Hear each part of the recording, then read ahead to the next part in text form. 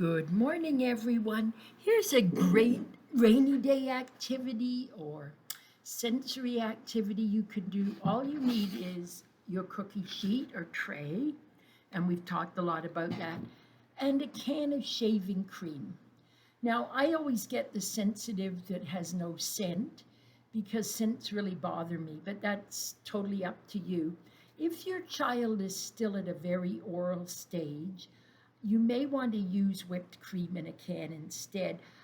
I prefer not to because of the sugar content, and children start to think they can eat a lot of it. If you just if a child took a dab of this immediately, they wouldn't eat it again because it's very nasty tasting. And it is soap, so one little taste like this would not hurt them, but it would certainly turn them off it. Good morning.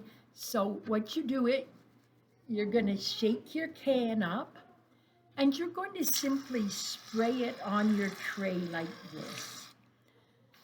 And you can see, and then your child will start to, if you put them in front of them, if they're older, let them push the button themselves, great fine motor.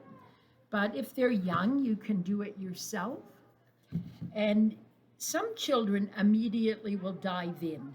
They'll be perhaps even what I would say covered. They'll be doing this, their hands, they'll be swirling it and moving their hands around. Some children will barely touch it. A lot depends on their developmental stage and their sensory needs. So you may get children who are swirling and rubbing. They may start doing this. It's fun to have a mirror in front of them if you have a non-breakable mirror or one that you can put a little distance so they can look at themselves just like I'm doing in my screen, because that's an awful lot of fun. But a lot of children will sit for a long time with this. It's a very inexpensive activity, and cleanup is a breeze because it's soap. So again, you're going to do it in your designated art spot. You're going to use your tray. It's not going to be covering the house because children have learned that they stay at a designated spot. But at the end, all you need to do is run this underwater and run your child's hands underwater. If they've gotten it on their face or things, first I would just take a cloth and wipe it off like this, and then wash their face, just so you don't get the soap in their eyes. Children love this, and this can be extended in a lot of ways. You could have some food coloring and make it a different color. You could put some spices in it and make it a different smell. Children never grow tired of this activity, and it's so inexpensive. I hope you try this. It's great for fine motor. It's great, good morning, great for building up finger muscles, for those pre-writing skills. Children need to do a lot of exercise with their fingers in order to be able to write.